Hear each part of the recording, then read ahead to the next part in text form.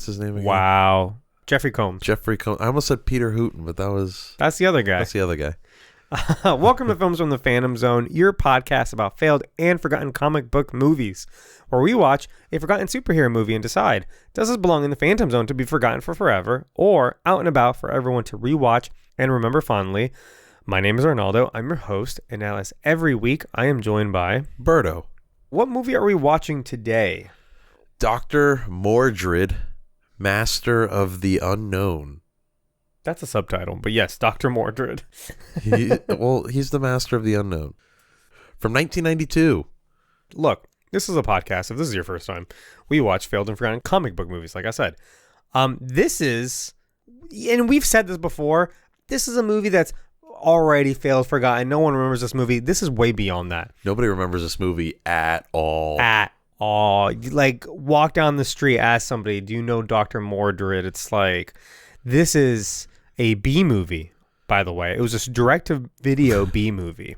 Oh, nice. So let's get into it. But first, guys, here's what we're going to do. We're going to do a little bit of background, a little bit of plot.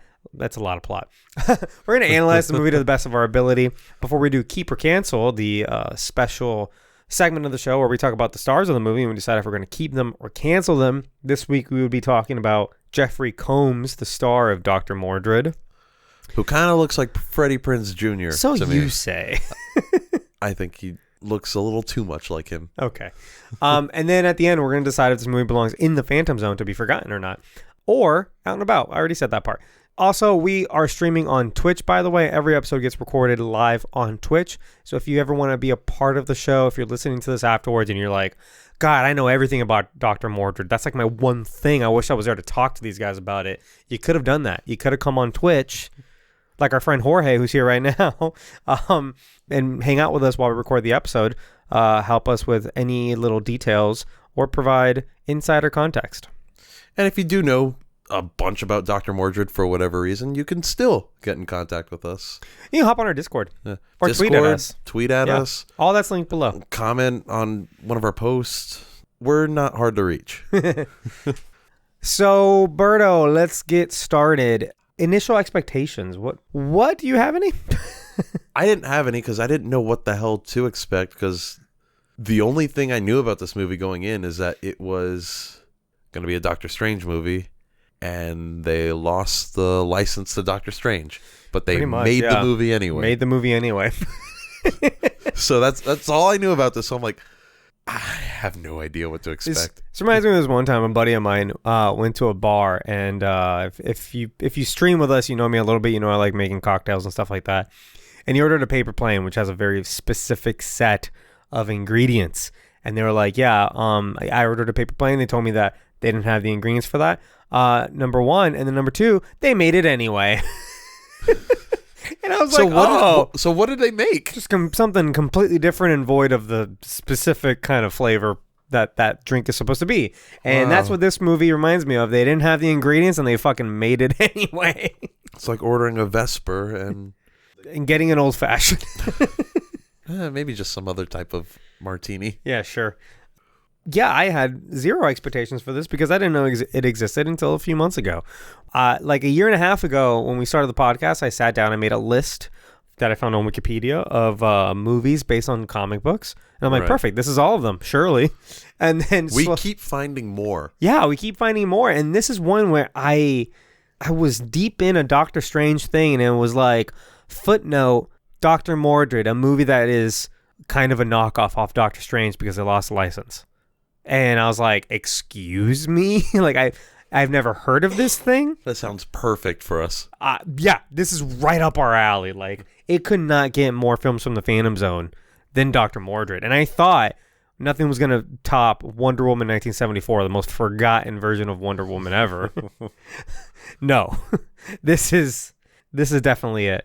So let's get started on that background. Really, I only have a couple things on this because it's very difficult to find any information on this movie. I was looking up this movie myself, and the only information you find on it were news articles saying old movie Dr. Mordrid coming to Blu-ray. Yeah, that kind of that's thing. It. Yeah. Apparently it's going to be featured in Mystery Science Theater 3000 next month.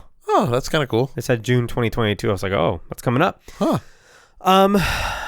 So this movie is produced and directed by Charles Band along with his father Albert Band. The movie is scored by Richard Band and their brother, and the son plays the shitty little kid in the museum. So it's a family affair. But Charles Band owns this movie studio named Full Moon Features, and they mostly make B movies, direct-to-video B movies. That's their thing. So it's very low budget. That's why it's a whole family affair. Okay. Oh, I did notice in the opening credits for this, it said based on an original idea by Charles Band. Yes, I want to talk about that because so I found two slightly conflicting stories for how this movie came to be. Number one, Full Moon Features acquired the film rights to Doctor Strange, but they expired before filming started. So obviously the movie was, like we said, they made it anyway. The movie's rewritten. Names are changed, some concepts are moved around, and they fucking made it anyway. Or it's based on an older script called Dr. Mortalis with concept art by Jack Kirby himself. What the fuck? Yeah, and there's this art from Jack Kirby for Dr. Mortalis, and he's doing literally this thing on the cover, but it's a different looking character slightly. And so it is possible... I saw some places that maybe they hired Jack Kirby for some concept art for this, for something one day called Dr. Mortalis that then was maybe repurposed. Yeah. At the same time, it could be a mixture of both of these. Yeah. And obviously Jack Kirby would have been aware of Doctor Strange. He's working at Marvel. Right. Even though I don't know if he ever did art for Doctor Strange, but Doctor Strange is Steve Ditko and Stan Lee. So it's one of those two, or it might be a little bit of both. It might be them trying to rip off Doctor Strange in a myriad of different ways. The movie kind of feels like it. Absolutely. So it is really weird when the movie starts and the first thing it says is based on an original idea by Charles Band. Because if a movie's an original idea, you don't have to credit it. So why would you go out of your way to say that, you know? It's odd. It sounds very much kind of like, we swear to God this isn't Doctor Strange. For legal reasons. The name Dr. Mordrid is all me. Yeah. For legal reasons, we have to say that this is an original idea. I totally made it up myself. That's very possible that's what happened. I don't think that's true. Oh, yeah, the legality. Yeah. I no part of me thinks this is an original story. No. Concept. I just watched the trailer. They even mentioned the dark dimension in the trailer. Oh, did they really? Yeah. But in either case, like I said, Full Moon makes mostly direct-to-video, R-rated B horror movies. So losing the license might have been more on brand for them anyway. Yeah, I guess them making a licensed Marvel movie would have been the weird thing. Yeah. Huh. All right, you want to get started? Yeah. A pair of disembodied eyeballs in space belonging to the Monitor speak out to Anton Mordrid, saying, "The Death's Head will seek you out. Dr. Mordrid is courageous and ready to fight it." What the fuck is that? The Death's Head. Is that what they said? I think so. I listened to it 10 times. The Death's Head. Yeah. I thought maybe you knew. No, I mean... Also, it's been much longer since I watched this movie than you. Oh, yeah, you watched this last week. But yeah, no. Weird intro. It feels like a bunch of nonsense. The Death's Head. I swear he's saying something else and I can't understand him. And there wasn't an option for subtitles. So I didn't... Was there? I don't even know if I tried. Either way, I'm not going back. Is there closed captioning on this? It would have said so in the back of the box. Anyway. I thought that was super weird. And then later on, they named the character anyway, so what's the point? Also, this Monitor character, who looks a lot like the Ancient One and the other one, just kind of like a disembodied voice, you know? But this is a pair of eyeballs. It's very creepy. It's like a Cheshire Cat situation. Yeah, but in space and huge. Yeah. Yeah. And Mordred's also in space, just standing there. He's kind of a dick, because he's like, I know when he's coming, but I won't tell you. Why? Aren't you on the same side? Why not? What's your deal? What's your end game here? Fucking Monitor. He can't interfere. Oh, what if that's the case? He's the watcher. In Rio de Janeiro, an armored car driver asks his partner for a cigar, but gets shot instead. I laughed out loud at that point. It was ridiculous. He's just driving the car. He's like, he says whatever the Portuguese word for cigar or cigarette is. And he just shoots him. Why were you waiting for a cue to shoot him? Also, the car would just crash. The car just kind of rolls into a stop. He unloads 2 cases for a guy dressed like a pirate who uncorks an old bottle, spills its chunky brown contents onto the cases, and recites a spell that transports the cases away. Yep. What the fuck is going on already? That's the correct reaction.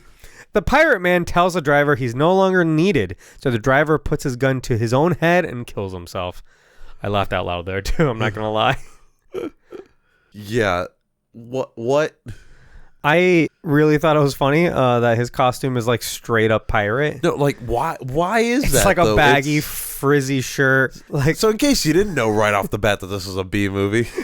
Right, these are leftover costumes. Like 100%.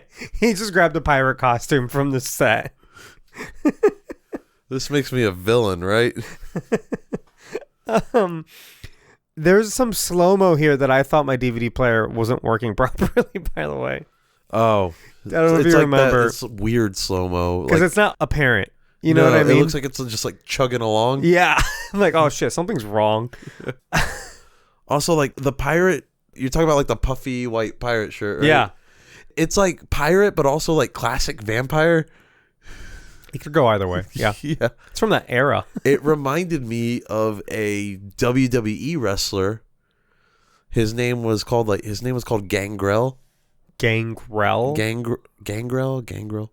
Is pirating like, is that what was that? He's a vampire. Oh, okay, a vampire. And he came out with his brood.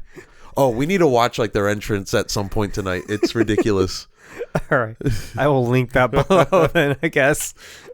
In New York City, in a very nice apartment building, Dr. Mordrid accidentally reveals to his neighbor Samantha that he's over 100 years old. So he uses magic to make her forget the entire interaction. Yeah, right.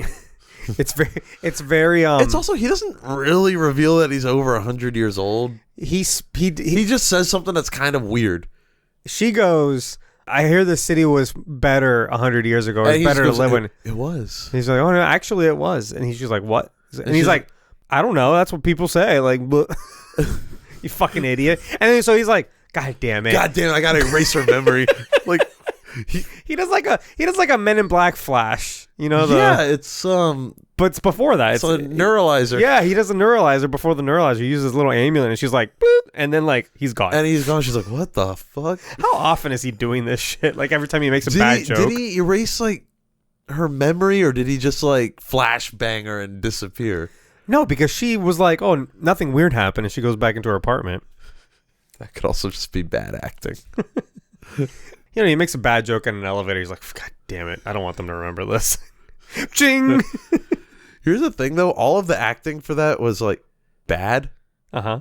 But his acting didn't seem that bad. Like, the way he said, like, it was almost... You felt, like, a longing in his voice, and it was weird how, like, convincing that sounded. Oh, well, that was good then. You liked that. I liked that, but the rest of this interaction was weird. Oh, yeah. I didn't think she was very good either. I don't think he's that great. Also, like, the neighbors were, like, arguing about, like, the dumbest shit. Dog barking. Yeah. Like, I'm going to call the cops. It was very filler. It was stupid. In his sanctum, it's not technically, it's a sanctum. It's his apartment building. But it's clearly a sanctum. It's got shit all in the wall. Anyway, in his sanctum, he watches a wall of TVs, analyzing potential troubling news from around the world, including a story about stolen platinum. He runs some calculations on ancient scrolls and maps on the wall. This part, I mean, this is fine. All this is fine. It feels like they put some money in the set for his apartment. It's like the main set for this movie. Yeah, he spends a lot of time in here, actually. Yeah. Man, it's convincing. I don't hate it, honestly. No. I like his big map on the wall and his little scrolls that he's like measuring shit on. He's doing his research. He's doing some Doctor Strange shit, really. But not really. but not really. Samantha Hunt is a research consultant for the NYPD who often works with some sleazeball detective named Tony. She attends a presentation, The Criminal Mind and the Supernatural, by Dr. Anton Mordrid, where he argues that we should study the supernatural to stop those committing crimes in its name. Back home, Mordrid watches news of stolen diamonds in South Africa. He speaks to the monitor, who confirms that the Death's Head is released and orders him to cross over to investigate further. Mordrid magically opens a door behind his wall map, but unwittingly starts a fire in his apartment on his way out. What a bozo. What a fucking idiot. I thought that was like a natural... For a second, I'm like, is that a natural thing that happens every time he crosses over? Like, there's a fire? Or he's just stupid and started a fire? I think he just wasn't aware of his surroundings. He opens this door on the wall, right? And it's like the portal to another dimension. And there's a lot of like light and wind coming through. Yeah. It's like the refrigerator in Ghostbusters. And it blows everything over. And he's got a candle and it starts a fire. It's like, blow out the candles. You know what's... Like, you've done this before. You know shit's about to go flying. You've done this for... My calculation, I'm going to get to this, 250 years probably. Right? Yeah, because he's definitely been hanging out in New York for at least 100 years. Yeah. You should know what to do. Anyway, I got very Batman vibes, like Batman the movie 1989. Okay. Because let's not forget, that was the biggest movie at this time. So it would have influence over this movie. A gajillion percent. It was kind of the movie to kickstart. We talked about this. We did a whole episode on Batman 89. It was kind of the movie to kickstart a lot of the 90s and early 2000s superhero movie, so like Blade, thing. Yeah, Spider-Man, X-Men, all that stuff. All that's thanks to Michael Keaton and his little bat suit. Yeah, pretty much. But this has some elements to where like this doesn't quite feel like the Sanctum Sanctorum, but it doesn't feel like the Batcave. It feels like a combination of the two. The Sanctum Cave. Yeah, the Battorum. The Mordrid Cave. Because he's got like a wall of TVs. It looks like the Bat computer. You know, it's just a ton of screens on the wall. Yeah, he's looking for crimes. He's doing calculations, but also he's a magician. He's got scrolls and like ancient artifacts. And he's giving speeches. That's not relevant to his location. About the supernatural. But he does have like this very, I don't know. I feel like, and then there's the shot where he's going into that light and there's wind and smoke. And I'm like, that looks like the iconic shot in all the Batman movies. Yeah. Where he's running from the bat signal in the smoke. And I couldn't remember if they did that shot in Batman 89 or not. Or that wasn't until later, until the Schumacher movies. Was there even a bat signal in that one? Yeah, there was. Okay. I think that didn't come till after, so it might be a coincidence. I keep wanting to say Morbius when I read Mordrid. It doesn't help that he's Dr. Morbius. Dr. Michael Morbius, yeah. Dr. Anton Mordrid. Anton Mordrid isn't a bad name, actually. It's a weird name. It's a name that sounds realistic, but also I wouldn't make a whole movie about it. It's not that catchy. I would make a movie about it. You know what I mean? Yeah. Dr. Mordrid transports to a floating island castle in the fourth dimension. There he encounters a blind guard named Gunnar, who welcomes Mordrid. Gunnar tells him Cabal has escaped and burned his eyes to remind him of what a cosmic son of a bitch he is. I really like this character. At this point, I'm like, what the hell is like actually going on right now? Mordrid uses magic to restore his eyes and hurries back because days have already passed on Earth since he's arrived. So there seems to be some sort of time dilation between these dimensions, except there isn't, because in this next scene, he goes back and the fire is spread. But days have passed, he said. Maybe his whole little sanctum exists in this time dilation. That's a stretch, I think. It's a stretch. I think they just didn't he think goes about it. through a portal. No, it's a continuity error is what it's called. So I guess Cabal, this character that they say by name for the first time here, is Shao Kahn, right? Death's Head. Yeah, Shao Kahn from the Mortal Kombat Mortal Kombat Annihilation. Is the first one any better? Yes. Yeah, it's way better. The first one's a lot better. Second one's garbage. The second one's like that bad. Yeah. Yeah. Did you watch the bonus features for this, by the way? I started. It's only like 20 minutes. And then I had to go to dinner. Oh. I mean, they made a miniature and everything. Like it's not bad. This is low budget. You gotta see the good things where they come at you. And I think this is I thought it was a good miniature. It's a good set. What are you gonna do? Hey, do what you gotta do. Samantha notices Mordred's door is hot from the fire surely engulfing his apartment. She rings the alarm, but when the responders arrive, Mordrid has magically put out the fire, and Samantha is now on the hook for calling in a false alarm. Mordrid shows her around his apartment. So she calls it an inner sanctum. It's a great joke here where she calls and the cops are like, "What's your name again? Samantha? Okay, cool, because we're going to have to call you into the station for calling in a false alarm."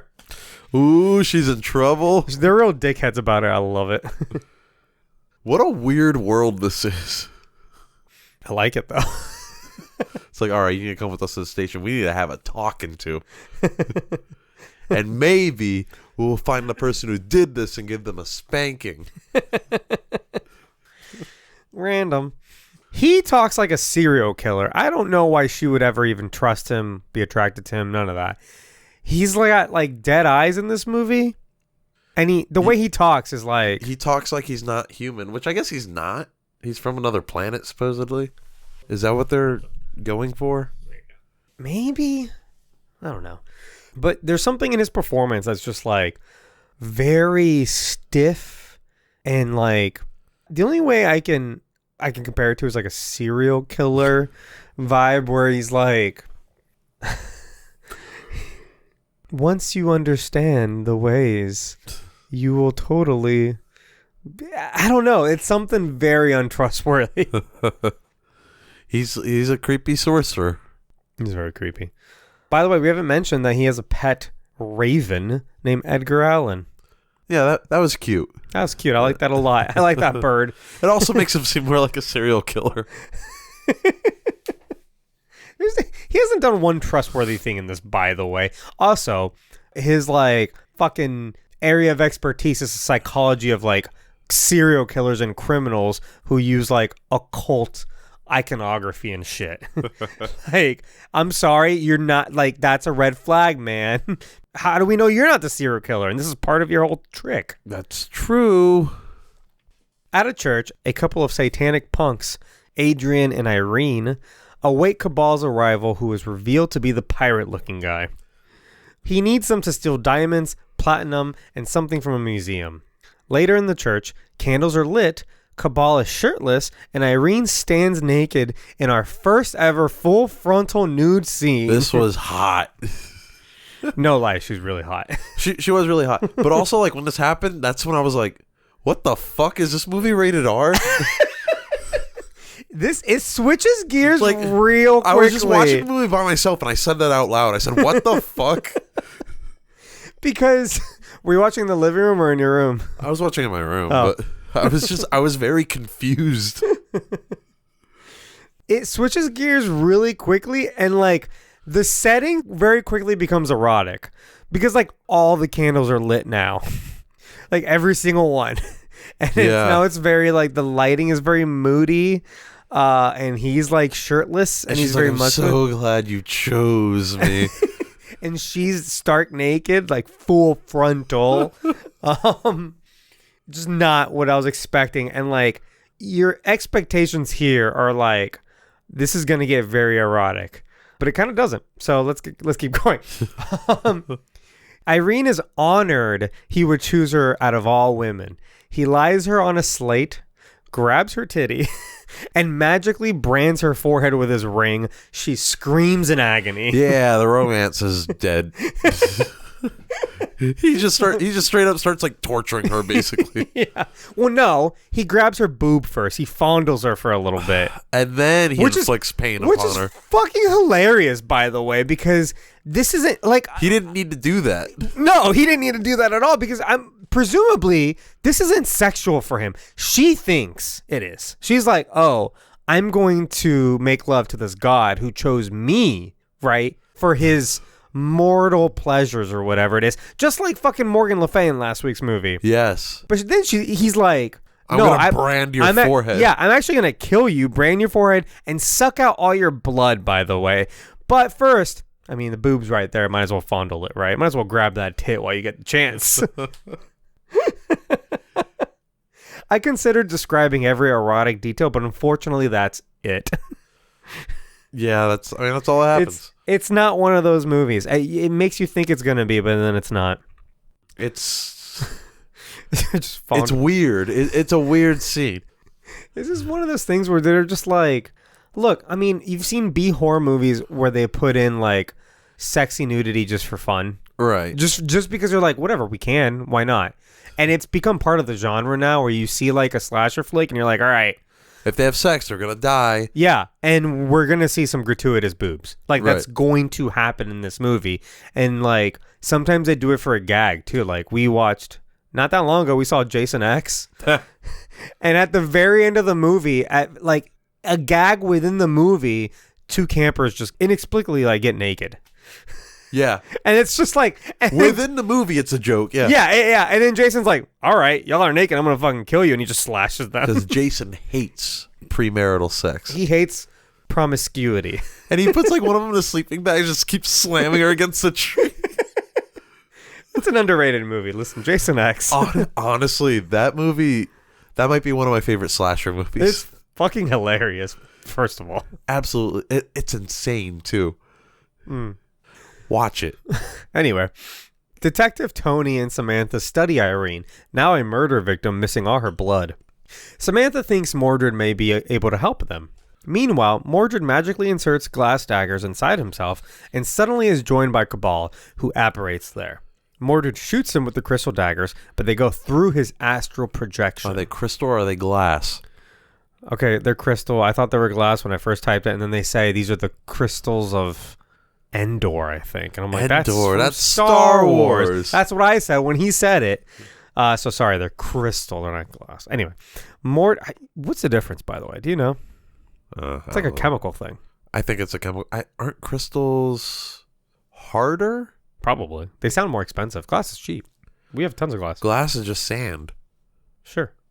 What's a crystal then? I don't know. Huh. Well, I'm going to look into that. Anyway, the two sorcerers argue about their role among humans, Cabal wanting to enslave them as a god. After some more exchanged threats, the police arrive to question Mordrid. All right, this is after Samantha sent Tony to Mordrid for help. Yeah. Because she's like, I know a guy that might be good at this kind of stuff. Yeah. In the next scene, they explain why they arrested Mordrid, because a lot of stuff happened off screen where he just started kind of blabbering about the dark arts and shit, and they're like, all right, you're a sus. But he probably just couldn't shut the fuck up about it. He really can't. He's very excited about it. He's very enthusiastic. When he talks about like magic and like dark arts and stuff, he's like, no, you don't understand. Like, it's real, and you're in danger. Yeah, I would arrest this guy too, honestly. He's not helping you. He's not making a good case for himself. He seems like a psychopath. But they pound on the door, not like they're just asking for questions. So I felt as if that was another kind of like discontinuity. Yeah. Because they had no reason to be like breaking it. Let's go fucking arrest this guy. I did not hate this fight between them because, it feels sorcery. Yeah, it really does. Because in a movie like this where they're like, whatever, it's low budget, it's old, and you're like, they're just going to like shoot lasers at each other the entire time, and that's going to be boring. They seem to be doing some interesting sorcery stuff. Like he's like, all right, I need weapons. I'm going to use these magic crystal daggers. I can insert them magically into my body. I need to prepare because then I can shoot them at him. It was like establishing some rules to some of the magic, which I quite enjoyed. Also, it established that he astral projected, therefore he can't be physically harmed because he's not tangible. Yeah. No, like there was a little bit of thought put into this, and that I can appreciate that's nice. It's nice. Like it's not all just stupid nonsense, Mm-hmm. Well, most of it is, but that's part of the fun, honestly, with this. I mean, there was some nonsense. That sex scene, which then turned into just a straight up murder. That was nonsense. This guy, I forget what his name is. I think it's like Brian Thompson or something. Cabal? Yeah, Cabal. I mean, Shao Kahn? Shao Kahn, yeah, that guy. I read something about him while I was looking this up, and someone had said he can really deliver the worst dialogue with like such conviction that you buy it. And I was like, yep, that's exactly it. That's what he did in Mortal Kombat. No, right. It's not that he's a great actor, even a good actor. It's Brian Thompson. The cast is 5 people. It's not that he's like amazing or even good. No. It's that he has, for whatever reason, he does deliver this dialogue in a way that it's almost like a cartoon. Like you buy it. You buy that he believes it. Yeah. Even if it's nonsense. And I appreciate that. I appreciate his performance. He's good at playing like Saturday morning cartoon villain type characters. Yeah, which is what this is. It's an R-rated Saturday morning cartoon. Yeah. Seems like just a fun guy though. Seems pretty cool. He was an extra in Terminator. He had a small role as a thug. Street Punk. Actually, sorry. Let's see, Fright Night Part 2. I didn't know there was a Part 2 to that movie. There's a lot of B-movie here. Nightwish. Hey, that's like a vampire movie. Is it? Yeah. Didn't know that. He's in The Expendables. Which looks like a B-movie version of The Expendables. It's a parody of The Expendables, which is already kind of a B-movie. No, but this is a straight-up parody. What do they call this? When they make movies like these, it's called a... I think they're just called parodies, aren't they? No, there's a name for them. Like what Scary Movie is and stuff No. Scary Movie's a parody. I'm talking about movies like movies that like change the title slightly. Oh no. He's got to figure it out now. Whoa, what the? Oh, I kind of want to see that though. Okay. Oh, a mockbuster. Yeah, it's called a mockbuster. Where I want to see Titanic 666. What the fuck? So a mockbuster is... It's a sequel to Titanic 2. Yes. I typed this one in because I knew it was one of them. Titanic 666 is a sequel to Titanic 2, which is... What? Not a sequel to, obviously, Titanic. But it's a movie where they made a replica Titanic and called it Titanic 2 in the modern day. And then it was full of zombies. Wow. Wait, is it full of zombies? No. Global warming and forces of nature cause history to repeat itself on the same night, only on a more dangerous and deadly scale. The sequel to this movie, which is Titanic 666, which is from like this year. Yeah, it came out last month. We need to watch these movies. Titanic 666 came out last month, by the way, on Tubi. What the fuck? It is this in this movie. I think there's a maiden voyage of Titanic 3 because that's a good idea. You just keep making more Titanics. And more like bad shit happens on it, basically. I think there's zombies on this one. A group of digital influencers is surrounded by macabre events. Whoa. Here's the cast, people we've never heard of. Anyway, we should watch this movie. We need to watch this and Titanic 2. Titanic 2 and Titanic 666. And Velocipaster. So those are called mockbusters, was my point. They're movies specifically intended to deceive people when they're picking out movies. Okay. So kind of like, shit. Anyway, at the police station, Detective Tony reveals to Sam he arrested Mordrid after questioning him and seeing his amulet with a similar marking to the burn marks from Cabal's ring. In the interrogation, Mordrid candidly speaks about his spells and how Cabal is an evil sorcerer. He just can't shut the fuck up about magic. No, he's a real dumbass is what he is, because he should know better. He's been living among humans for a long time. Cabal might use Irene's blood and the stolen materials to conjure a spell, but would need the Philosopher's Stone on display at the Cosmopolitan Museum. Philosopher's what? I remember the cop like getting upset about it. He was like, is that like a blimey stone? Yeah. And even I knew what the Philosopher's Stone was in high school. Because I watched Harry Potter and I read it. I learned about it in high school. You learn about like... I didn't learn about alchemy in high school. I learned about alchemy in high school and how it was a failed science. Oh. Samantha is allowed to question him next. You know what? And I love that there's just one at the Cosmopolitan Museum. Like there's a bunch of different Philosopher's Stones. They're all over the place. When in reality, it was like this mythical thing that alchemists were searching for, and they Yeah, never found because it's not There shouldn't be any on display because nobody found one. No, but in this universe, there's tons of them. There just happens to be They're one. Infinity Stones. There happens to be one at the museum, like no big deal. Oh, this is the Philosopher's Stone that all those alchemists couldn't find. They died drinking piss. Samantha is allowed to question him next. Mordrid explains to her that Cabal is real and shows her visions of two boys competing in magic in another dimension. Cabal turned to evil, and the two sorcerers battled for a century until Cabal was imprisoned. Now, 150 years later, he's escaped to release demons from the fourth dimension. He somehow talks Samantha into stealing the amulet for him. What a cosmic son of a bitch. Couple things. Why doesn't he just go get the amulet? He shows off at his handcuffs. Oh. Thanks for helping me. I was like, what are you doing? I'm pantomiming handcuffs to you, and you couldn't figure it out. He showed off how like that handcuffs can't hold him. He just goes, whoop, and they fall off him. And then he's like, but I need you to go get the thing for me. Like, you fucking do it. I'm gonna answer my own question. He says, like, in his mortal form, he could get shot and like die. True. So like he can't. So let's send another person. But he's under arrest. What's another movie we saw recently where somebody just like handcuffs meant nothing to them? Like they just weren't on anymore? I feel like we watched something recently where that was a thing. I don't know. Maybe? Was it something Marvel? It wasn't Moon Knight. Was it? I have no idea. Okay. I guess it doesn't matter. I have a lot of... Look, I was watching this movie and I'm like trying to make sense of all of the exposition that they give, but none of it really lines up with it all because earlier Gunnar said that he had been on Earth for 100 years. All right. And he said that he's been on Earth for at least 100 years.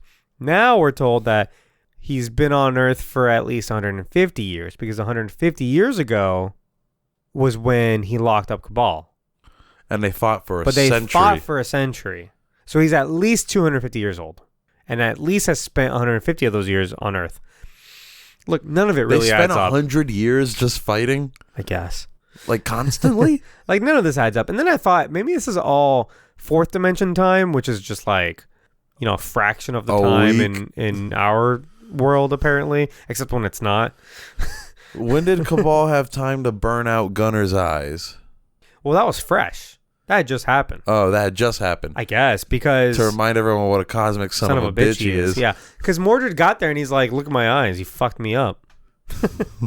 I love that he has so a that magic... like just happened before Mordrid got there, I guess? I guess that happened when Cabal escaped. Oh, okay. Yeah. Huh. But I also feel like he could have just gone there in the first place. Like, Monitor's like, I'm not going to fucking give you any information. Withholding a lot of information for no reason. I think he's a bad guy. Mephisto. Monitor is Mephisto. Whoa. And he wants Cabal to get him the contract of San Venganza. Okay. Is this your new bit? The contract of San Venganza? I don't know. I would hate being in the 90s and dealing with coffee vending machines. Did you see this thing? Yeah. I mean, we still have those? We did exist in the 90s. Yeah, they have them at rest stops still. Still? Yeah. Like these? Yeah. Just brew coffee in a little cup for you? Yeah. Sounds horrible. Nothing sounds worse. It's not the worst thing. Sounds horrible. Oh, actually, you know what's worse? Burnt coffee. That's what you get from coffee vending machines. It's not that bad. Actually, I take that back. I have used a coffee vending machine one time, so I'm sorry I brought it up. Anyway, yeah, they're at rest stops. Okay. Have you stopped at a rest stop recently? No, they have like pots of coffee that people make. But not a vending machine that like... Yeah, there's a machine you can get like, oh, I'd like a vanilla cappuccino, beep. And it goes... Yeah, but not like this. Okay. Anyway, I need to reiterate how much he sounds like a serial killer when he stares you in the eyes and tells you things.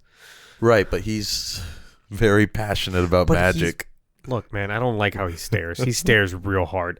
I started noticing if he blinked or not. That's something I thought about. Does he not? He does. Oh, okay. But he's got that look that goes, oh, I should check if this guy blinks or not, which is not a thought you have often. But if you have to have it, then that says something. I think Mordred's just like a creepy motherfucker. Yeah, I don't like him. Cabal puts an invincibility spell on the punk Adrian, Adrian, therefore, threatens a police officer, throws a Molotov cocktail into a squad car, asks to be shot and arrested. This is all ridiculous, right? It's very ridiculous. Also, couple things. The cop just ignores that he's holding a Molotov cocktail. He's like, hey, son, what are you doing over there? What the fuck do you think he's doing? It's clear he's holding a Molotov cocktail. And then he very slowly lights it on fire, and the cop's like, well, that's interesting. What are you going to do with that? He throws it into the squad car. Why would you do that? Get the fuck out of the way. What do you think? Pull your gun out, man. He's got a weapon. That's a criminal that actually needs to be shot. Also, I just love that he shoots him afterwards. He's just like, come on, shoot me. And the cop's like, all right. And he shoots him. That's not when you shoot people. When the criminal told him to do it, he's like, all right, I guess I have to. After he used his one weapon and is no longer a threat to you. You're doing things backwards. He's a bad cop. There's some bad cops in this, by the way. Mordrid is charged with conspiracy to commit murder. Sam steals the amulet, uses, and she and Mordrid escape. I also like when Adrian gets arrested. It's confusing what Adrian's endgame here is, but I guess it's because he knows Mordrid is in the police station, so he gets himself arrested. To kill him, like vigilante. Right. Why wouldn't he just go there? He's invincible. Yeah, why didn't he just go there and I'm going to talk about it. Throw a trash can into the window and get arrested? No, just walk and beat everybody up. You can't get hurt. And then kill Mordrid, get the fuck out. There's that makes too much sense. No. Yeah, later on I'm going to talk about how horrible Adrian is at stuff and how he wasted his one gift very. Adrian Chase? No, this Adrian. Oh, they're both Adrian, actually. I also like when the alarm goes off. When Mordrid escapes, like this alarm goes off. The cop that's holding Adrian is like, "What's that noise?" First of all, you're a cop. You work here. You should know. You've been trained in this. But also, Adrian responds, "It's the fuck you buzzer." Is he just like being funny? Is he having a laugh? Which is just it's just the best response you could have to that. And also, when I heard that, I'm like, whoa, they're dropping F-bombs now? Oh, now's when he noticed? Yeah. I think it might be the first one, actually. I think it is the first one. I mean, by this point, we already saw but by this frontal. point, I'm still confused on what the rating of this movie is. You're confused after you saw the boobs and the landing strip on her? Yeah, the 90s were wild. No, this is rated R, my friend. At Central Park, Mordrid leaves his body in astral form to make it to the museum fast enough to stop Cabal from using the Philosopher's Stone. You know what? Real quick. I love that he's like, we got to get across town, but damn, traffic at this time is just too bad. I'm just going to astral project myself. You're a fucking wizard. You can't do something else. And she even says, well, can't you fly? And he's like, no. No. Because I'm not Doctor Strange, and that's really pushing the limits. I don't have my cloak of levitation, all right? And if I fly, we're definitely getting sued. So I cannot fly. I'll astral project myself over there, so I can't actually do anything physically to stop him when I get there. Yeah. Even though that's also a Doctor Strange ability. Adrian escapes jail, but Cabal ends his protective spell as he enters the museum, and a kid calls him a dickhead. That surprised me, that little kid. Dickhead? Cabal. Because, by the way, they're looking at a couple dinosaur fossil things, skeletons. Cabal's just like, they were magnificent when I saw them in real life, because he's old. Because I've been around for a millennia. Yeah. So I guess they're not just hundreds of years old. They're fucking thousands, millions, if not millions. Millions of years old? Millions, yeah. That's a big jump from a couple hundred. I'm so confused. Yeah. And so the kid was like, yeah, you dickhead. Shut the fuck up. Cabal takes the Philosopher's Stone and mixes his spell to release the demons Gunnar is guarding. Mordrid arrives in time to stop him, however. In his astral form, Cabal says he has no power over him, except I guess he can cast spells and exert some power over him. I guess what he meant was like, you can't physically, you're not tangible. So you can't punch me. You can't, you literally cannot stop me from doing what I'm doing right now. But physically. But I guess magically. But magically he can do, what's his power anyway? You think they're going to get in a fist fight? No. So he can do everything, basically. He just can't pick things up. Or get things thrown at him. Yeah, sounds better for him, honestly. Yeah.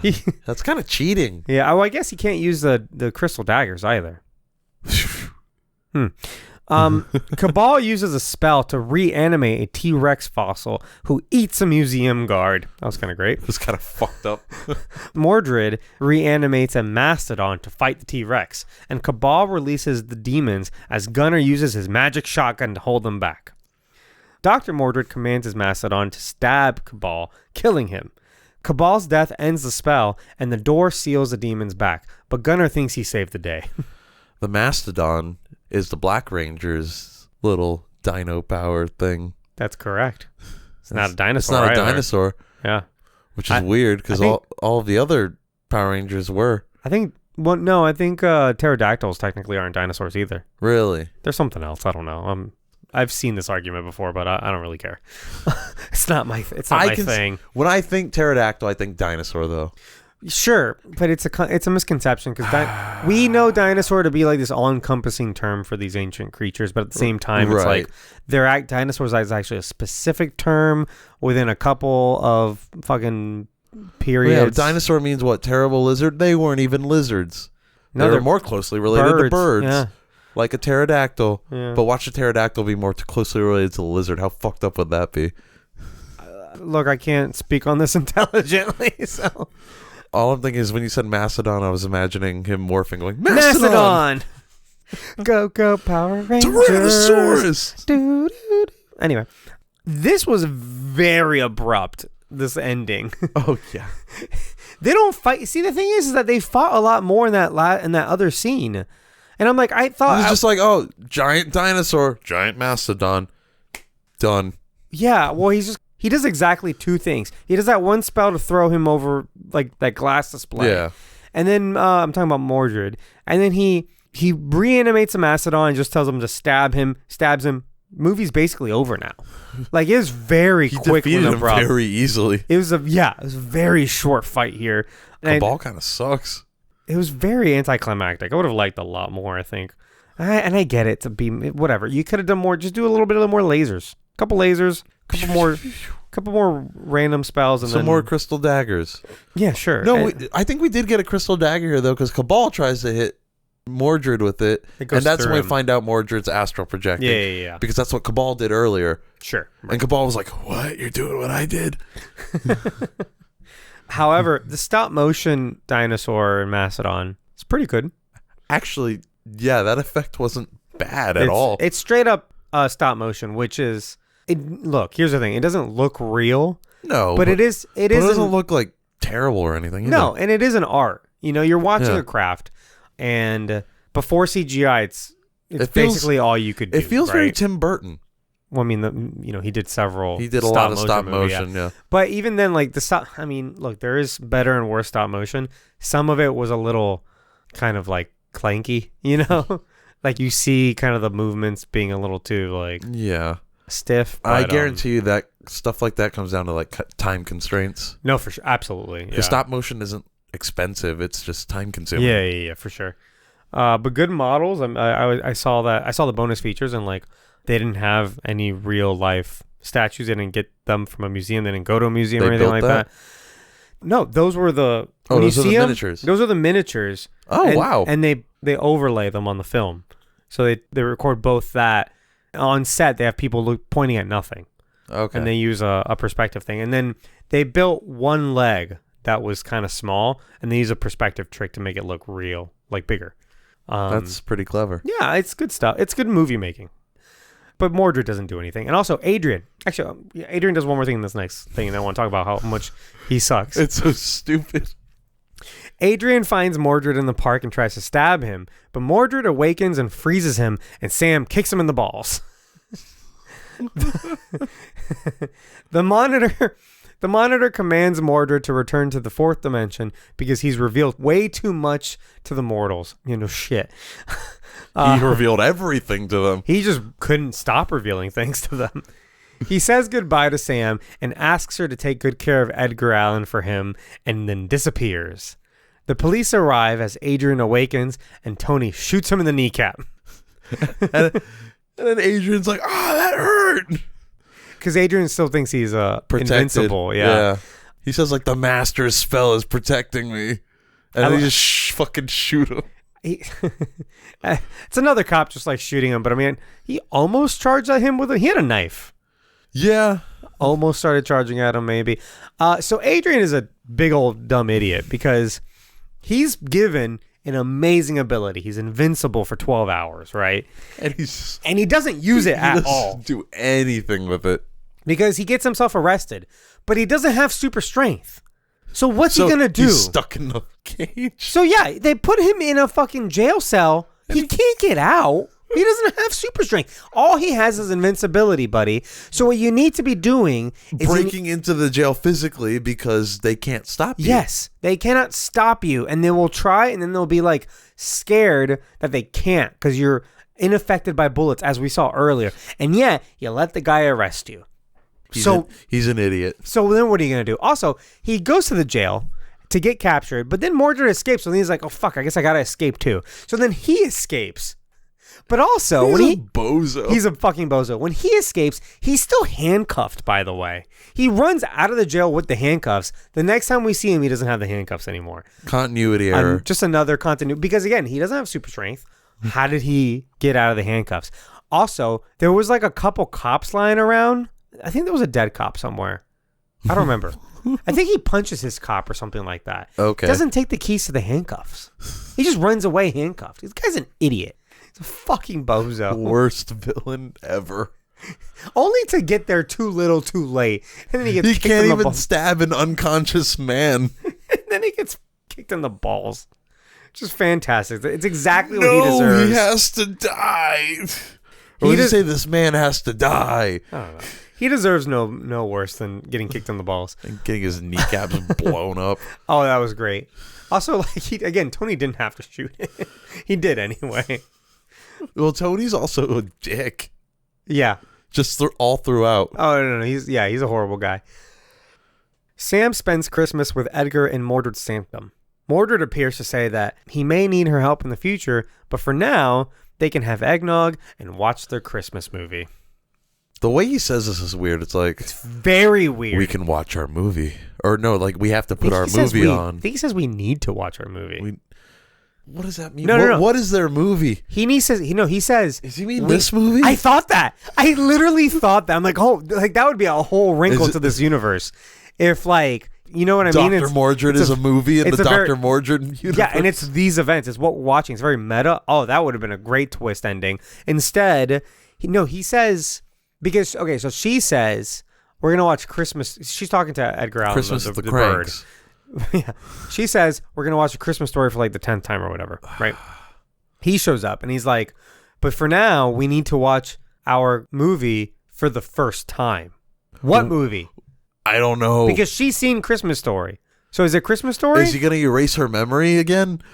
Is that what... Okay, and that brings up another good point. Is that ethical? Why hasn't he just erased everyone's memories? Why didn't he do more at the police station? He could have erased all those people's memories. And then he could have been like, why am I here? I'm innocent.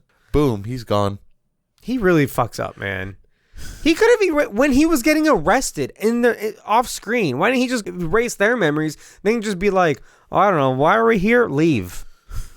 This guy sucks. Also, this movie is like incredibly short. It's like an hour and like 10 minutes. The box says 74 minutes. Yeah, so yeah, about an hour like, 10. Like 5 minutes of those are credits. Right. Yeah. Okay, and then here's the other thing. So he can come back. Like everything gets undone at the end. He's like, oh, I gotta leave because I've revealed too much. And then he's like, actually, I'm back. And we can watch our movie. And no big deal. Like we can drink eggnog, fuck, and watch Home Alone 3. You keep on naming movies that haven't come out yet.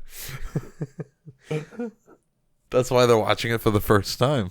Oh, yeah, because he's magic. Yeah, future. That'd be funny. They actually went to watch Doctor Strange in the Multiverse of Madness. There you go. That's our movie for the first time. What our movie? That's the movie, guys. That's the whole goddamn thing. There you have it. It's like nonsense, but it's like fun nonsense, at least a little bit. I think some of it is. So I watched the behind the scenes, and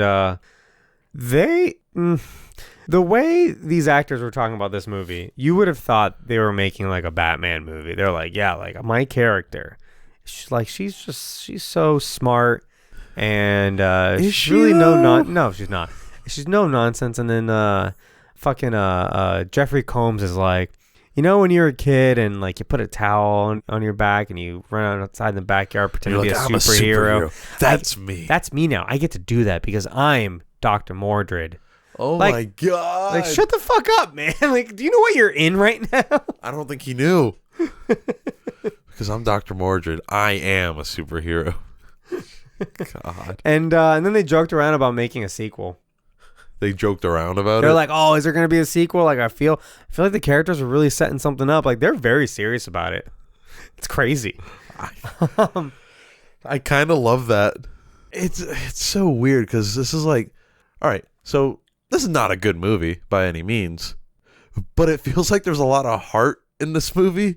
I didn't get that much heart. I'm gonna be honest. You didn't get that much heart? No, not really. It feels like they gave a shit. It just feels like they weren't that good at it. It felt like an earnest try at a superhero movie, to me at least. I don't know. Like, I want to say like someone cared. I'm like, did they though? It feels like they wanted to make this Doctor Strange movie, so they did, and they didn't really. But they couldn't. Right.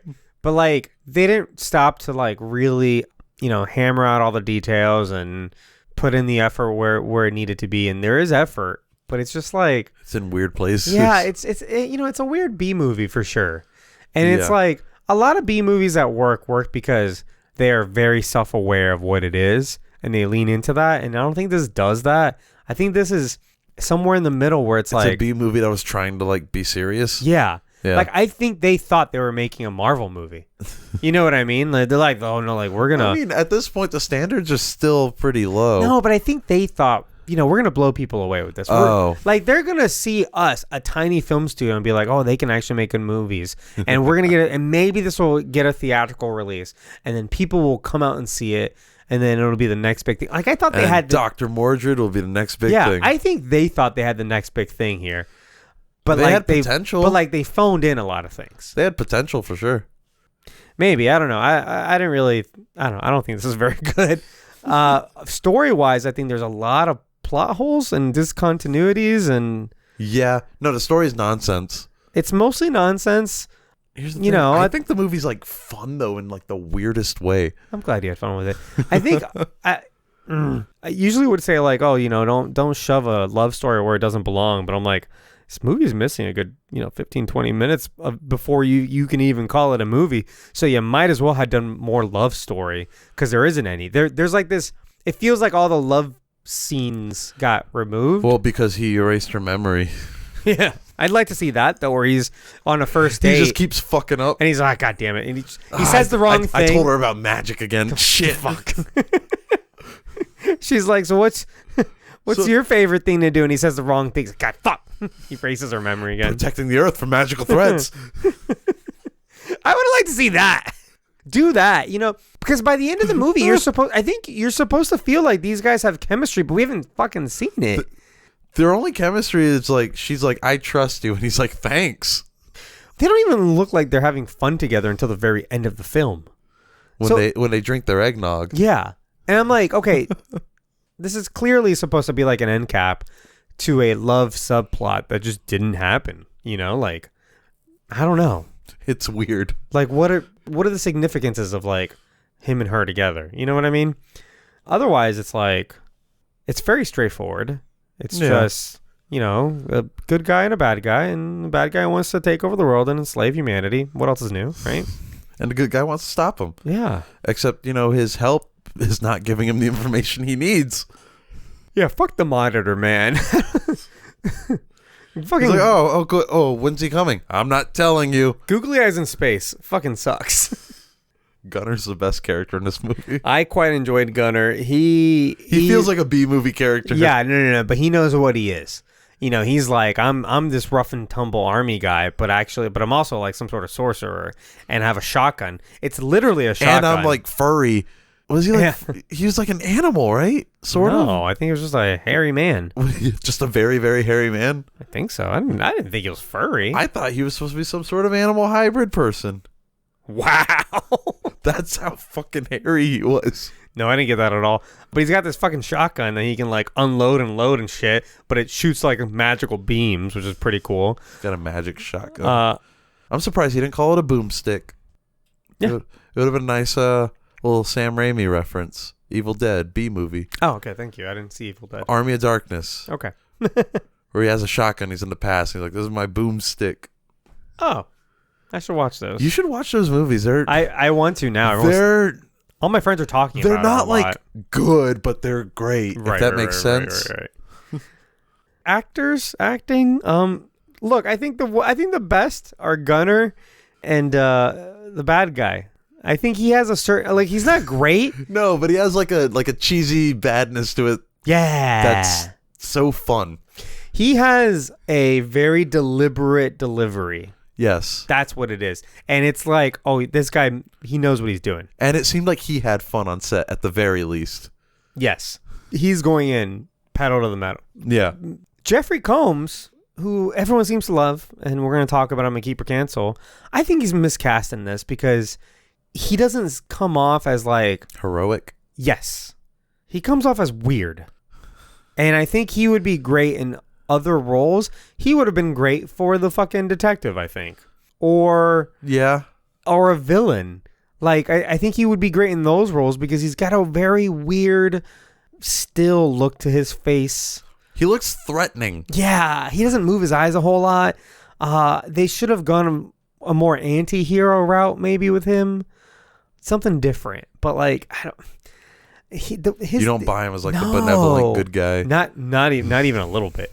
Look, when he tells a story about the two kids, one grew up to be malevolent and the other one grew up to be like good. I'm like, you tell me who's who because I don't. Because I'm not confused. I'm not buying it's you, buddy. I think you're the bad one. Yeah, maybe you suck. He does kind of like seem like a villain. Yeah, I think he'd play a good villain. Well, I mean, he's has he played a villain a bunch of times? That's what he's known for. Oh, things like Reanimator.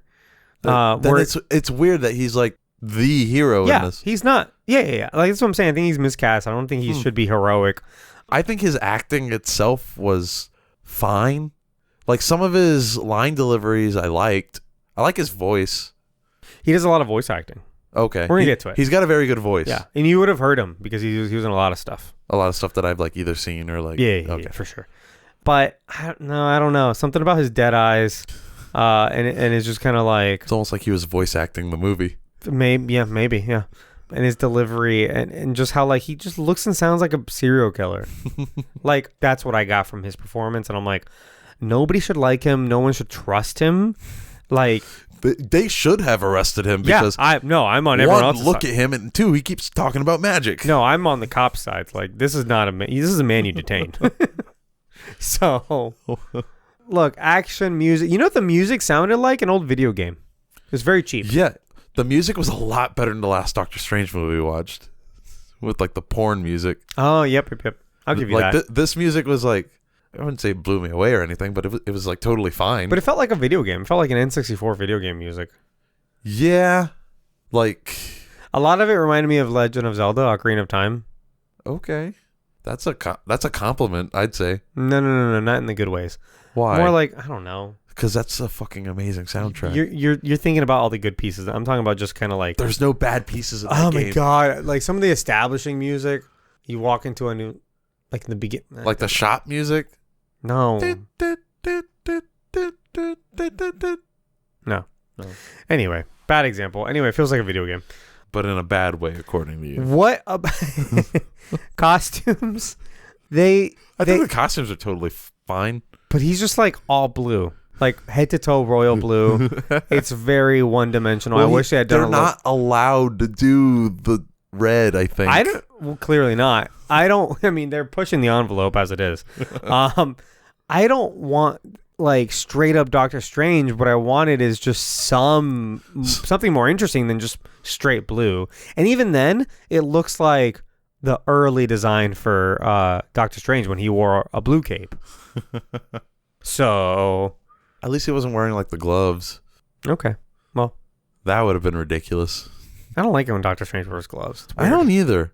And it's always like yellow gloves. Yeah, they tried it in the MCU for one scene. I was like, take those off.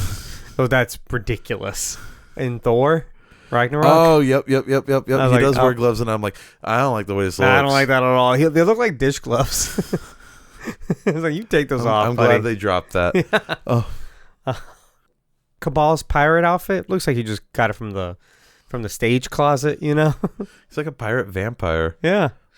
So, I mean, there's not too much here. I mean, there's not that much to analyze other than how bad the story is, which we've done pretty much throughout the plot, I think. Yeah. No, there just isn't a lot to I think this podcast is already longer than the movie. Probably, yeah. It is, actually. One more thing I will say, though, credit where credit's due. I like the miniatures. There's some... Miniatures are good. Stop motion. Even if the stop motion isn't great, it's a lot of hard work to do that. Mm-hmm. And for what it's worth, it looks okay. Like, it looks good. His apartment looks good, too. That's a great set. There's some decent set design here. That's a great set, even though it's half Batcave. He's got that fancy keypad and everything.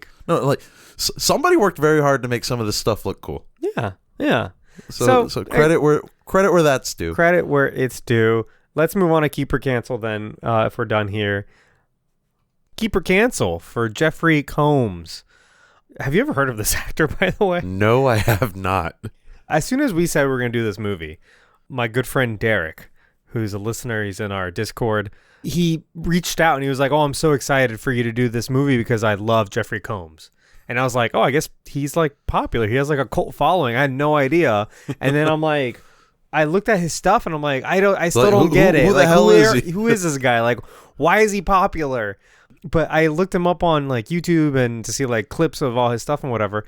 And I see a bunch of the same things. I see like people are like in the comment sections, people are like, "Oh, I love Jefferey Combs. I'm so excited when he's in this thing, or when I hear about he's in another thing, or like in reviews for this movie, Dr. Mordrid, people are like, "Oh yeah, well, Jeffrey Combs was awesome. He really brought whatever." And I was like, he really brought Mordrid to life. It's like, was he though? So he's known for a bunch of stuff. I'm gonna split him up into 3 categories. Basically, a bunch of B horror, like body horror movies.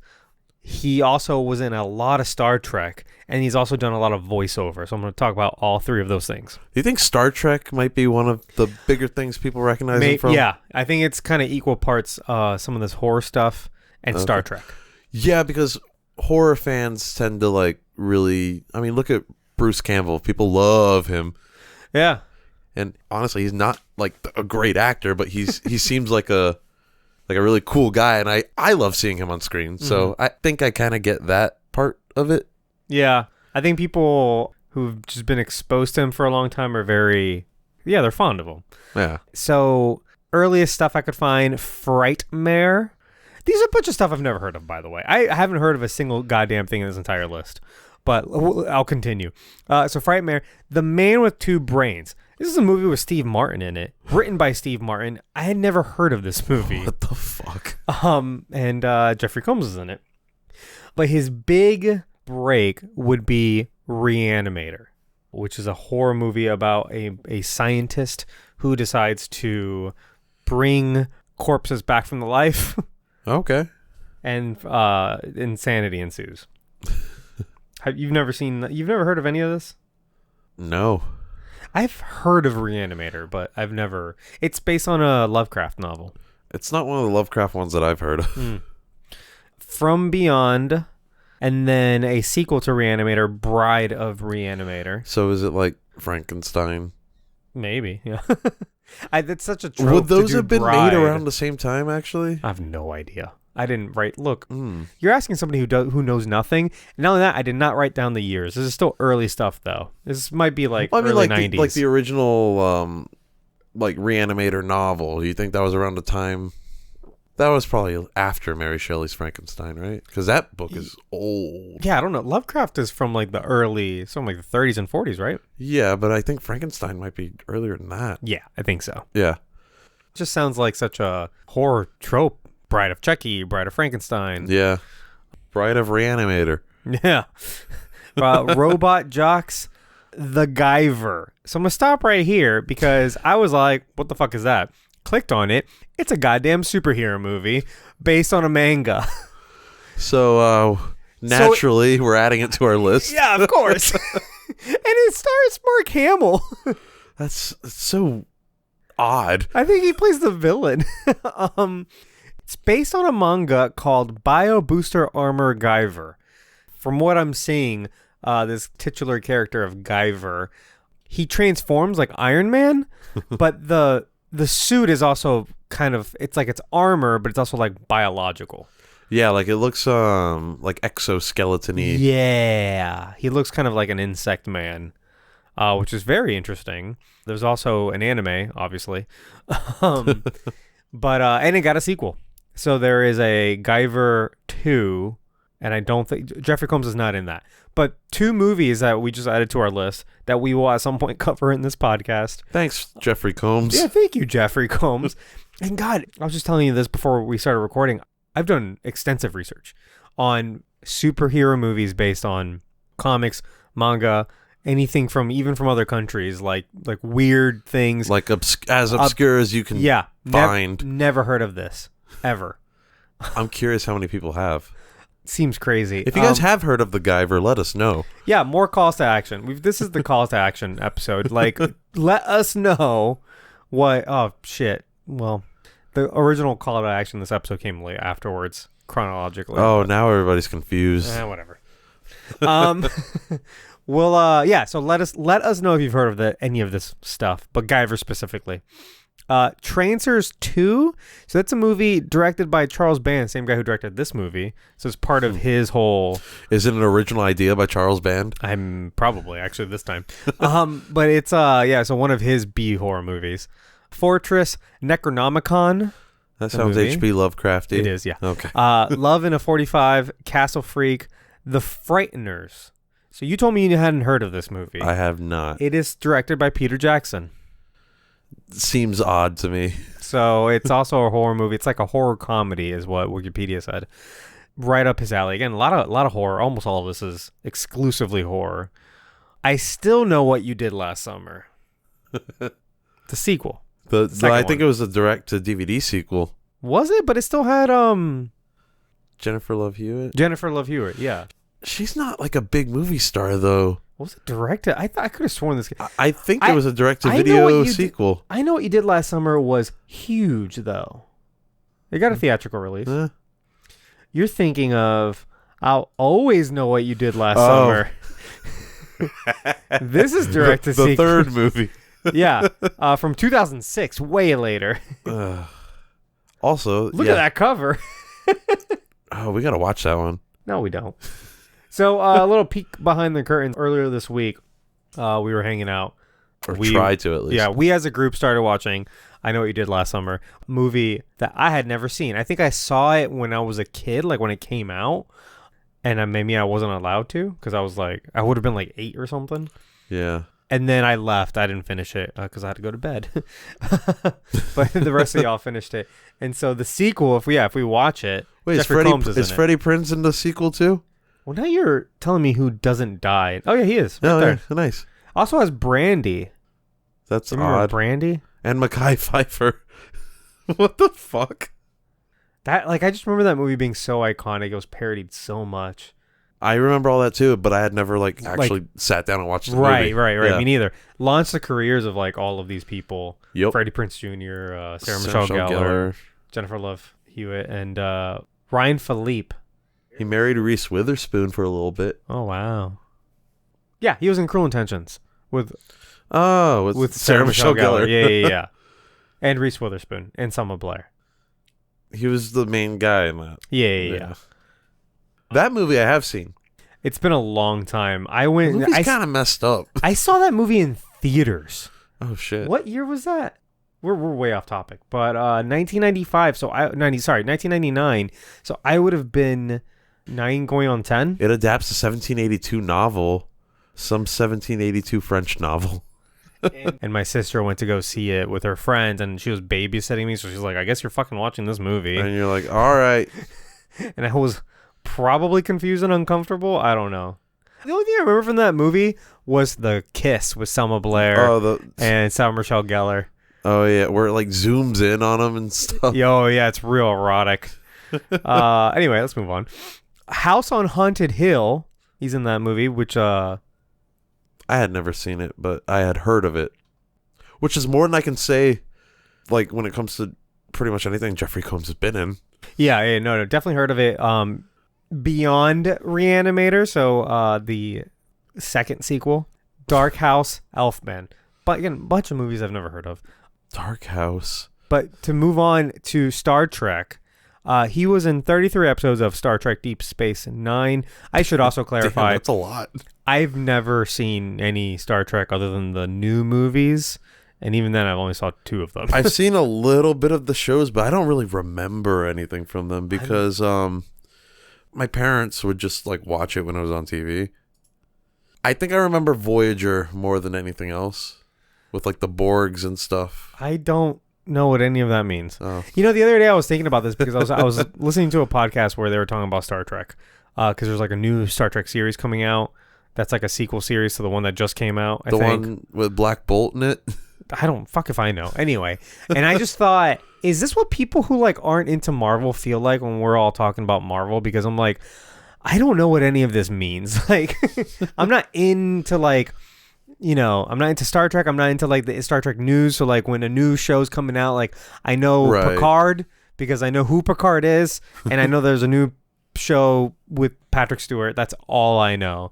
And I know the new-ish movies, and that's kind of it. So. And it was like a big deal that Patrick Stewart returned to do that. Yeah, exactly. Yeah. And he's very famous. So none of this means anything to me. But yeah, 33 episodes of Deep Space Nine. He plays several different characters, mostly in makeup. So he's just kind of like a reoccurring extra, basically. Star Trek Voyager, he plays a character named Penk. One episode. Star Trek Enterprise, he plays 2 characters in 11 episodes. Called Shran and Krem, and then is in Star Trek Lower Decks, that's like the animated comedy, right? Yeah, of like all of the tertiary characters that never get any play on like the Star Trek ships, like on the Enterprise. It blew my mind, by the way, when I first watched the new Star Trek movie with the best Chris. Yeah, the best Chris. Thank you, Chris Pine. Chris Pine. I didn't realize that the spaceship, the Enterprise, was like enormous. Oh, all of the ships in Star Trek are enormous. Yeah, they're like the size of like cruise ships. Yeah. And I'm like, I had no idea. I thought they were like the size of like the Millennium Falcon. Like you fit 10 people in it or something. No, the Millennium Falcon's a freighter. All right, calm down. Also known for a variety of voice work. He was in the new Batman Adventures, played Scarecrow. So the new Batman Adventures is just what they called the second series of Batman the Animated Series. They called it the new Batman Adventures? Yeah. That's a terrible name. It's like the later seasons because they took a very short hiatus, and when they came back, they had a different producers, I think. They like rebranded it. They rebranded it, and also the animation style was different. The new animation style was pretty good. Like it improved. It's very stylistic. I don't know if you've seen it side by side. I don't know if I've seen it side by side. It basically the artwork got a little pointier. Like all the jaws are very sharp. Is it closer to like what like Justice League Unlimited looked like? Yeah. Okay. I think it all kind of continued in that direction. I think they might have pulled back on some of the pointy aspects. This was all still like under like Bruce Timm, right? Yeah. Okay. So he plays Scarecrow in that. Justice League Unlimited plays the Question. So 2 villains. He was in the Avengers, Earth's Mightiest Heroes, plays Leader. Oh, okay. We briefly saw him in The Incredible Hulk. For like a second. Yeah. The Nickelodeon version of Teenage Mutant Ninja Turtles, that's the 3D animated one. He plays Rat King. Transformers Prime plays Ratchet. And then, this was kind of funny, 2 direct-to-DVD animated movies, Howard Lovecraft and the Undersea Kingdom, and Howard Lovecraft and the Kingdom of Madness. I want to know what those are. Is it about a kid just like... I think it's Lovecraft as a kid or something, or Lovecraft's kid. It's like reformatting Lovecraftian horror into like a kid's format. It's a very interesting thing to try and do. Yeah. It's quite the take. And it stars like all-star cast. So it's like Christopher Plummer. Is he dead yet? Is he still alive? I don't know. I can't keep up with who of these old actors are still alive or dead. I'm so sorry if he's dead. Mark Hamill's in one of those. Ron Perlman is in one of those. I know he's still alive. Yeah. Scooby-Doo and Batman, The Brave and the Bold, plays the question. So He's played the question twice. it's just kind of like, it's all the same people who make this stuff. Yeah. Because I remember Brave and the Bold and like The Batman were coming out at the same time, I think. And they were like played back to back because they're so ridiculously different. Yeah, that's weird. Yeah, because Brave and the Bold is like close. It's very campy, and it's Batman paired up with like really obscure DC heroes. And The Batman was a little bit more like darker. The Batman was more of like a successor to the animated series, kind of. I mean, it's also like a rebooted series, but Yeah. like the Batman is a little bit more older kid, I think. I think it's more like for the 12, 13-year-olds, or Brave and the Bold was more for like the 8-year-olds. Yeah. Because it was very campy. Bruce Wayne's like not a thing. Had It's a lot just of, like, Batman. With a lot of like team ups and stuff Yeah, like that. and his costume is and the animated style in his costume is very much reminiscent of like the 50s, like 50s and 60s. It's very like comics. classic Batman. Yeah. Not the brooding No. killer. Not quite Not at killer. all. Actually, the original Batman did kill, didn't he? Probably. I think he like shot I think people. sometimes he had like guns too. Yeah. Anyway, so Jeffrey Combs. Overall, what are you gonna do? Keep or cancel? I mean, he seems like a favorite among people, but I can't relate to why because most of the stuff I haven't seen. Yeah. He seems like He seems cool. He seems like the most famous, not very famous person. Yeah. Like, and I can respect that. Absolutely. Like, he found a niche. Niche. And he is just doing it. Like, from B horror, body horror to like Star Trek to like voiceover. And like, I watched a super clip of like his voiceover roles. Mm-hmm. And they go to him for the same reason because they need like a creepy monotony guy, which is what he sounded like in this movie. Exactly, like perfect. So yeah, he definitely has his, like I said, he has his niche, and he's doing it. And I say keep him. Yeah, absolutely. He just seems like a good guy doing his job, and people like him for it. So I would love to just like randomly watch some of this B horror stuff, like this old body horror. We're gonna see Guyver. I don't know how much body. It seemed like a little bit of body horror with the whole like the suits like a. Yeah. It seems like a living thing kind of, but. And it kind of transforms around him. We saw a clip. Yeah. It's kind of gross. But yeah, besides that, I don't know when I'm gonna watch like Frightmare or Fortress. Right. Like the next movie now, we're gonna be like, all right, guys, we're putting on Reanimator. Like, it's supposedly a classic. So everyone will hate us. That's okay. So let's move on into the Phantom Zone. This movie, Dr. Mordrid. I almost forgot what it was. I almost said Dr. Strange. Dr. Morbius. Dr. Michael Morbius at your service. Berto, final thoughts. What do you say? I'm conflicted because like this is a terrible movie, but it's a fun movie in the weirdest way. It's fun in a way only like a B movie can be fun, I guess. Mm-hmm. It made me laugh. There was I don't know if I was legitimately supposed to funny laugh. stuff here. Yeah. But here's the thing. Is anybody really missing anything by not seeing this? I don't really think so. Because there's not a lot of substance here either. There really isn't. So, like, did I keep Doctor Strange? I don't remember. I don't either. I think I meant to make a list. I think I banished it. You did? I think I did too, actually. I meant to make like a spreadsheet of everything I've kept or canceled. And it's like... not kept or canceled. Actually, both. I meant to make a spreadsheet of all the people we keep or cancel so we can remember. Oh, yeah. And all the movies we send in the Phantom Zone. But... that way we can, check on that. Yeah, we can reference we can be consistent. Yeah. But is it weird that I want to keep this more than like the official Doctor Strange movie?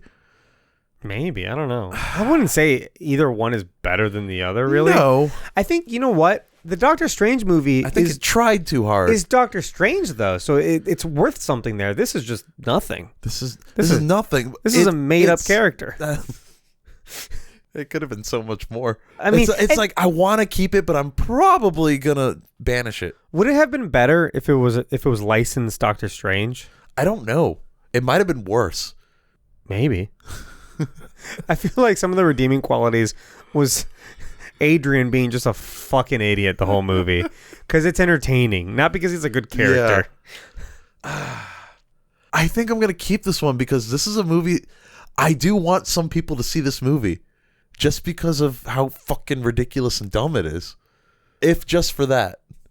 And, I don't know. And you're thinking real hard about this one. Because I'm gonna be honest, man, I don't really see the value as much as last week's movie. And that Doctor Strange, because it's like, okay, look, are you a fan of this comic character? Do you like these movies? Well, if you want to have fun one afternoon, go back and watch this old one. You know what I mean? Like, there is value in that. Here, watch this knockoff. There's less value in that and being like, here's this knockoff, other than there's full frontal nudity in it. Like, that's its most redeeming quality. It's this awkward. It has Shao Kahn in almost it from Mortal sex scene. Kombat. You know, like, flawless victory. Yeah, no, I'm gonna banish it. Look, I don't know. I don't know why I'm so forgiving of this movie, because I know it's bad. I think your expectations were so low that like anything. It kind of impressed me. Yeah, maybe. Look, I just think, like, I know this movie is as buried as it gets, and I think it's with good reason. Just leave it buried. Just leave it buried. Nobody should ever let the dog. What's the phrase? Let sleeping dogs lie. Sleeping dogs lie. Thank you. I almost said dead dogs. That's not the same. Yeah, I'm like, that can't be that, because that'd be mean and sad and Jeez. morbid. Mordrid. I think that's where they came up with the name, Morbid and Mordrid. I don't know. There should be a sequel to this, though. Shut the fuck up. Why? Or a spin-off comic. I don't know. I want to know what Christmas movie they were going to watch. I still think it's this movie. He says our movie for the first time. Anyway, yeah, I didn't say my final thoughts. I just started jumping to I was going to banish us to the Phantom Zone. I think this is a very watchable movie that you may find some enjoyment out of. I'm not going to say it's the worst thing ever, but it is overall poor quality, not great performances, not a great story. Interesting. It's interesting. It is for sure. interesting. That's maybe what the most maybe it's got that's going a for saving grace for me. I'm like, this is just an interesting thing that exists. It's interesting in a lot of ways. Yeah, I'll give you that. But just look, it's just not worth it for me. So cannot recommend it. But if you're into weird things and if you're into weird B movies, then I do recommend it. Because that's the other thing. I feel like there's definitely an audience for this. We don't do this so like you don't like. I joke around like, oh, we'll watch the bad movie so you don't have to. But at the same time, I want other people to experience what I just experienced. Right. Like when we watch Catwoman, I'm like, no, I don't want everyone to be in the room with me. I want everybody to be upset. Yeah, be upset with me. You know what I mean? But also, like, nobody else should have to see this. But that's the opposite of what I just said. I want everybody to suffer with me. But if you put it in the Phantom Zone, it means, nobody. Yeah, sure. Yeah. But by that logic, I would keep everything out. Oh, true. Out and about, But no. So Phantom Zone for me, that's what I said. It's ironic that we bring some of these movies into the light just to banish them. It is. Yeah, that is what we do here, isn't it? Whoa. Because that's the thing. If you're listening to... Okay, here's something I would like some feedback on. Call to action. Tweet me. At Films from PZ. If you're listening to this and you have even heard of this movie, please let me know. Because I'm interested in knowing if... just who even knows that this exists. Yes. Because I didn't. I'm going to tweet that out anyway. But yes, tweet at me anyway. And that segues into the end of the show. Yeah. So thank you guys for listening. Thank you for subscribing. Thank you to that piano dude for a musical intro. Make sure you leave a rating and review on Apple or Spotify or wherever you get your podcasts. Please make sure to tell a friend. And if you've told a friend, thank you so much for telling a friend. It means a lot to us. You can find us on Instagram at Films from the Phantom Zone. You can find us on Twitter at Films from PZ. TikTok from Films from PZ. All these episodes are available on YouTube if that's how you like digesting your podcasts. If you like the show, you want to be a part of the show, we stream every episode live on Twitch, on twitch.tv/films Damn it. Christ, Birdo. It snuck up on me. He just sneezed. I cut it out. We stream all these episodes live on Twitch, twitch.tv/filmsfrompz. So if you want to hear the sneezes in person, come hang out with us. We got our friends, Jorge in the chat, talking to us along with the man named John. Eduardo was here earlier today. Yeah, if you've ever listened to a podcast and you're like, I want to hang out with those, I want to be there, you can do that. Twitch.tv/filmsfrompz. Yeah, it's not the most exciting stuff, but I mean, it's fun. Why would you say that? I don't know. God damn I'm it. downplaying us so that they're not So judgmental when They have a fucking hop in, amazing time and when we're they hop here in. burping and We made espresso martinis. We talked about that for like 20 minutes. If you want to support the show, you can do that on Patreon. That's linked below. And that is the only place you can get our second podcast called Where's Mephisto, where we watch the streaming TVs and we look for Mephisto. now and that all is kinds of things. exciting because he's everywhere. Or is he? We don't know. I guess that's the exciting part. Where the fuck is he? He's got to be somewhere. We're going to find him. We will look for him everywhere, whether it be DC, Marvel, Star Wars. I don't know. Fucking play. Maybe he's in that. We'll You go watch think he's him. going to show up in The Boys? We'll find out. So our Patreon and Where's Mephisto is linked below. We have some other things coming on the Patreon soon, like an outtakes episode of this very podcast, Films from the Phantom Zone. All the interesting things and discussions that were just not appropriate to the episode, I cut out, but I kept them, and we compiled a hour-plus long episode, and that's only going to be available on Patreon for our supporters who love the show. And if you want to talk to us throughout the week, you can find us on our Discord server. That's also linked below. It's free to join. And we have all kinds of discussions with all kinds of our friends. We do have a lot of fun in there. That is true, but you say that like everything else is false. It's like, oh, actually, I mean that's true. The Discord server. We do. Yeah, the way I said that was weird.